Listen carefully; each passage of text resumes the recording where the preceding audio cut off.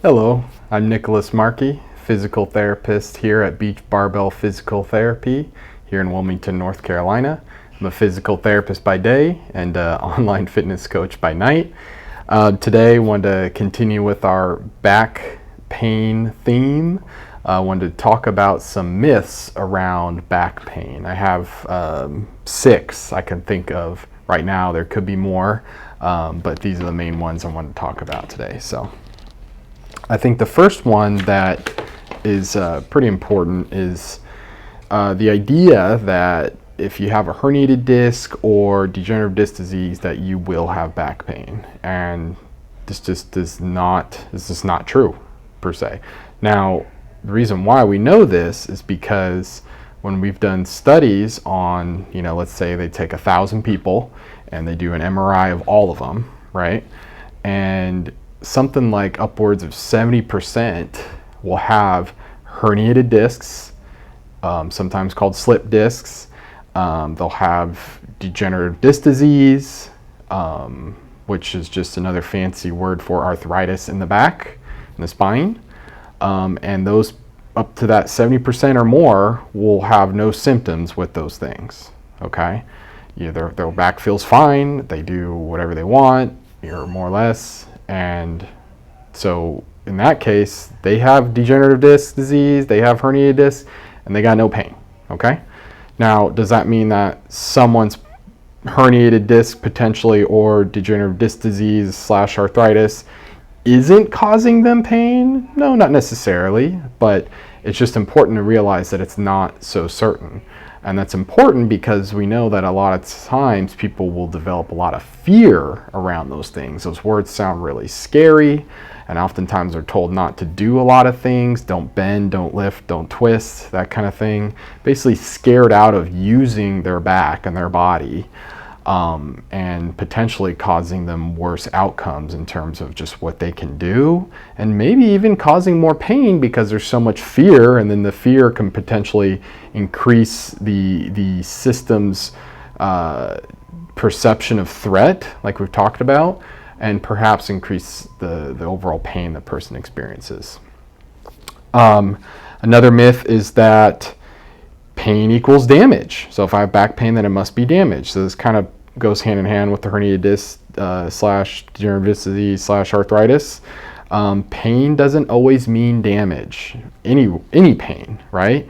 And we know this. Like, you have random pains sometimes, right? Sometimes you're walking and you'll feel like a random pain in your knee, and you're like, huh? Then you kind of move back and forth, and then you can't replicate it. You're like, what the hell was that? Well, do you think that was damage that just randomly appeared and disappeared? No, because if pain always equal damage, then what would happen is you should have just a 1-to-1 correlation of I have damage, I have pain, right? You get a cut on your arm, you start to feel a stinging feeling, you're like, oh, I got a cut on my arm. You clean it up, you put a Band-Aid on it. Oftentimes there's no pain. You still got damage, you still got a cut, but you don't have pain, right? So your system decided, hey, I alerted you to the threat, you took care of it, no more pain, right? And so the same thing applies with our low back. Now, I think part of this is also because we can't necessarily see our low back. That sounds weird, but every time you try to turn to look at your low back, it turns with you, right? So it's harder to assess, right? So it's invisible to us in a way. And low back pain is like the number one pain complaint for the musculoskeletal system. So I think that's a big part of it. Also, these myths, I think, also perpetuate that as well. So pain does not equal damage, okay? And the more talks we have, the more we're going to kind of get into this. And I mean, there's tons of information on this. If you really want a good primer, go to YouTube, type in Lorimer Moseley, just how it's spelled, snakebite story. He's a physio out of Australia. It's a great story. He's really entertaining, but he really explains it in a way that really makes a lot of sense. Another one, and this is my personal pet peeve, is you shouldn't lift, right? Some guy, he's 30 years old, he's trying to get in shape, he's lifting, he's doing good, he tweaks his back. It happens, it's part of life. He could have tweaked his back doing nothing, doing yard work. He goes to the doctor, and the doctor goes, well, you're 30, you don't need to be lifting anymore, just walk your dog, okay? Would if say that he tweaked his back doing yard work, would that doctor say, hey, stop doing yard work. No, it's silly. And lifting, strength training is one of the best things you can do for your health. Like, bar none, unequivocal. Research is unequivocal on this. Strength training, you should be, if you right now, if you're not strength training, you should be. Start small, gradually build up, get used to it. So you can lift, and in fact, here's the cool part. Lifting and exercise may actually help with your pain.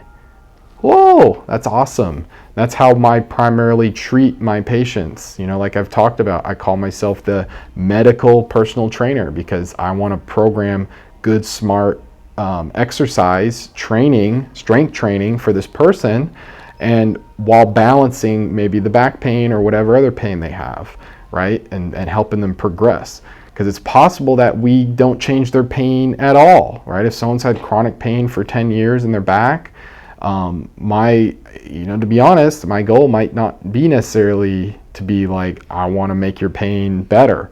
I hope to not make it worse while still helping them do some training, right? That's kind of my motto, is I at least hope not to make your pain worse. If your pain gets better with what we're doing, freaking awesome, okay? That's what we hope for, but we at least strive for not making it worse while they're getting stronger.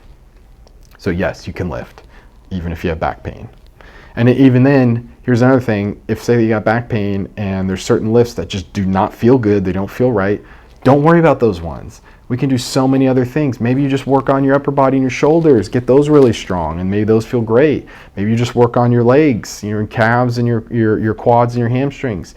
You can work on other things while still maybe allowing this area to settle down if it's really, really sensitive. And that's how sometimes I have to, treat my patients. We just maybe don't touch this area for a while. Maybe we just work the upper and the lower and kind of leave this area alone for a little while it's kind of calming down. So kind of going in with this is another myth is that you have to do core work, right? You got to do like 12 sets of the core exercises all the time. You got to hold your core tight.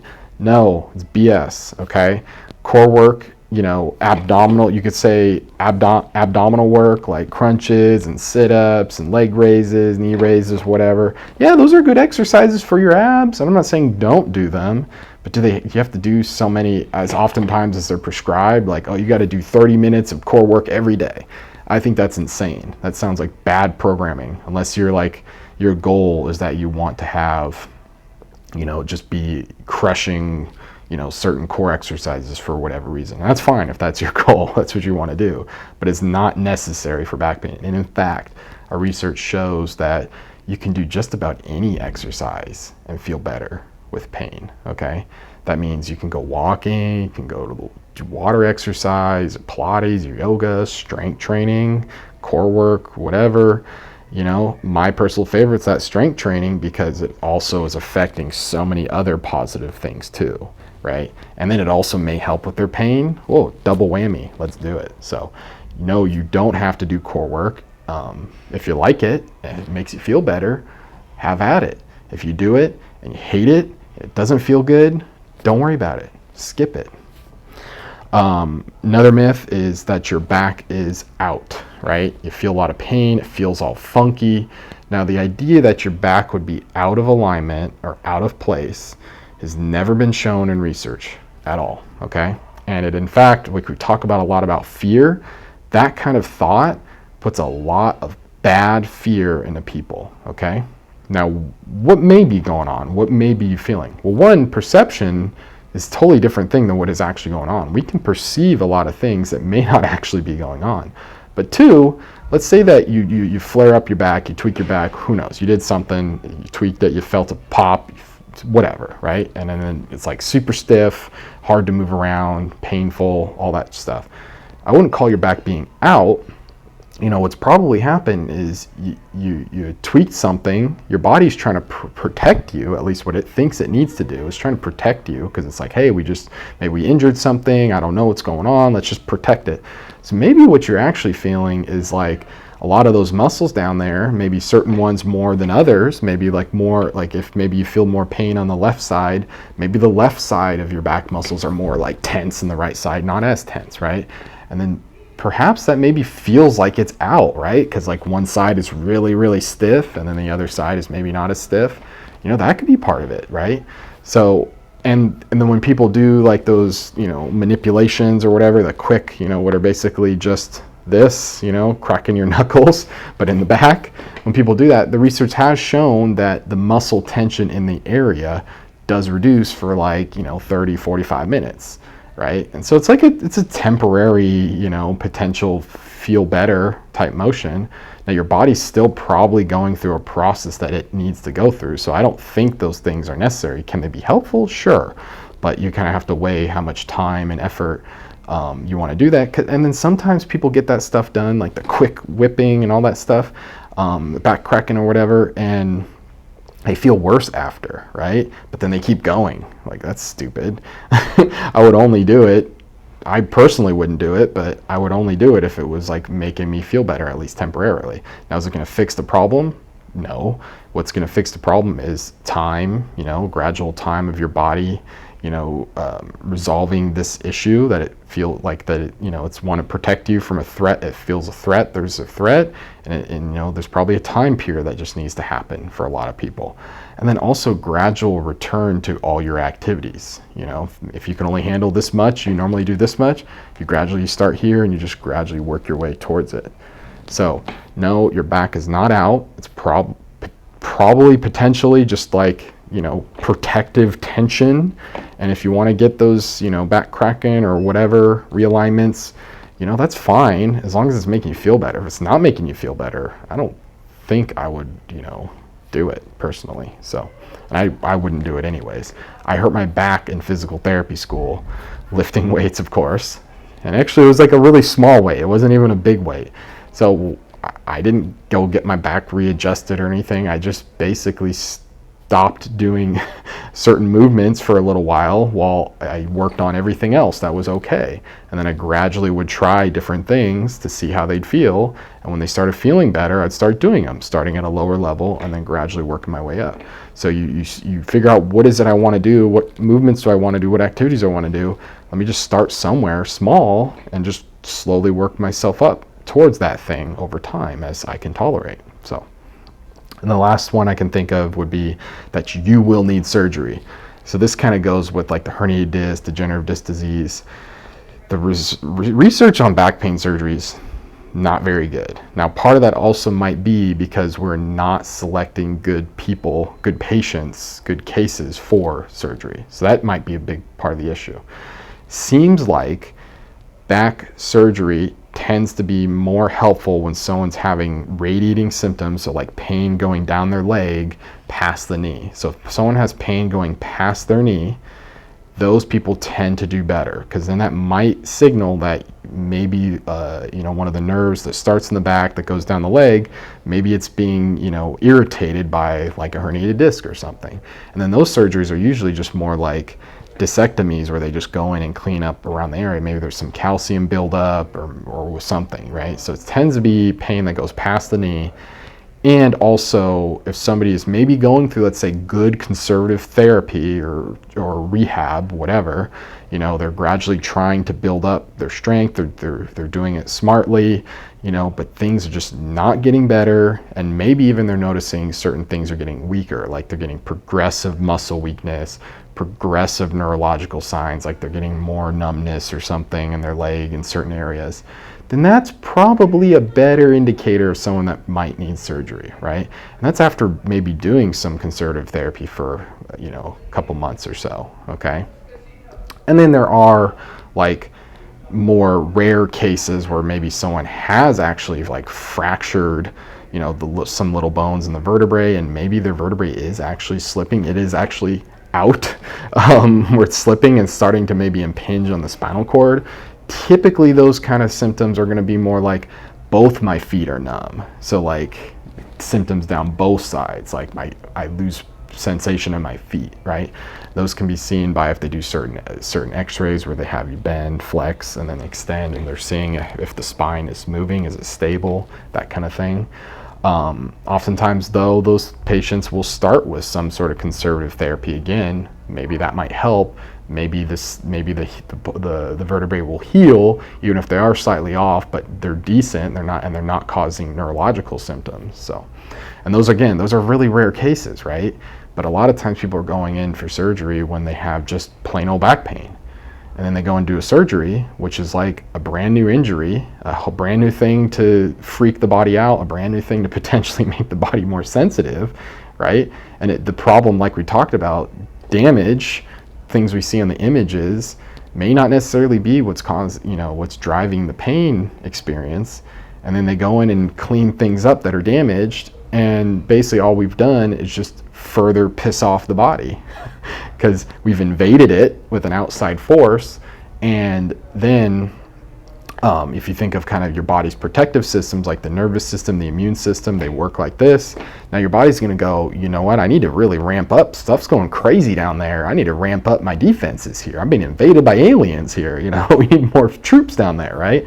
So maybe we just make the situation worse, right?